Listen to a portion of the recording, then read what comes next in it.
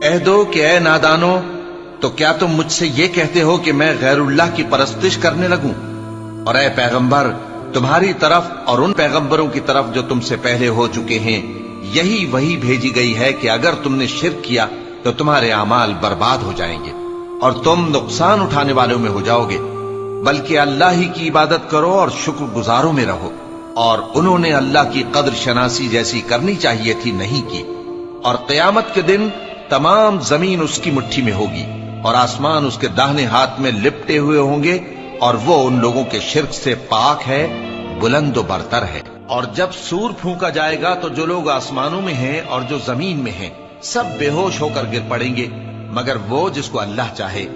پھر دوسری دفعہ سور پھونکا جائے گا تو فوراً سب کھڑے ہو کر دیکھنے لگیں گے، اور زمین اپنے پروردگار کے نور سے چمک اٹھے گی اور اعمال کی کتاب کھول کر رکھ دی جائے گی، اور پیغمبر اور دوسرے گواہ حاضر کیے جائیں گے، اور ان میں انصاف سے فیصلہ کیا جائے گا اور ان کے ساتھ بے انصافی نہیں کی جائے گی۔ اور جس شخص نے جو عمل کیا ہوگا اس کو اس کا پورا پورا بدلہ مل جائے گا، اور جو کچھ یہ کرتے ہیں اس کو سب کی خبر ہے۔ اور کافر گروہ گروہ کر کے جہنم کی طرف ہانکے جائیں گے، یہاں تک کہ جب وہ اس کے پاس پہنچ جائیں گے تو اس کے دروازے کھول دیے جائیں گے، اور اس کے داروغہ ان سے کہیں گے کہ کیا تمہارے پاس تمہیں میں سے پیغمبر نہیں آئے تھے جو تم کو تمہارے پروردگار کی آیتیں پڑھ پڑھ کر سناتے اور تمہارے اس دن کے پیش آنے سے تمہیں ڈراتے تھے؟ وہ کہیں گے کیوں نہیں،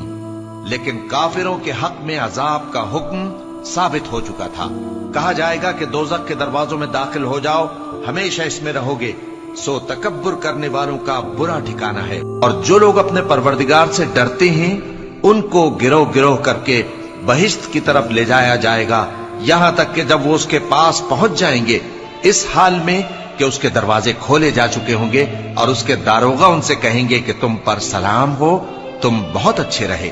اب اس میں ہمیشہ کے لیے داخل ہو جاؤ۔ اور وہ کہیں گے کہ اللہ کا شکر ہے جس نے اپنے وعدے کو ہم سے سچا کر دیا اور ہم کو اس زمین کا وارث بنا دیا، ہم بہشت میں جہاں چاہیں رہیں، تو اچھے عمل کرنے والوں کا بدلہ بھی کیسا خوب ہے۔ اور تم فرشتوں کو دیکھو گے کہ عرش کے گرد گھیرا باندھے ہوئے ہیں اور اپنے پروردگار کی تعریف و تسبیح کر رہے ہیں، اور ان میں انصاف کے ساتھ فیصلہ کر دیا جائے گا، اور کہا جائے گا کہ ہر طرح کی تعریف اللہ ہی کے لیے ہے جو تمام جہانوں کا مالک ہے۔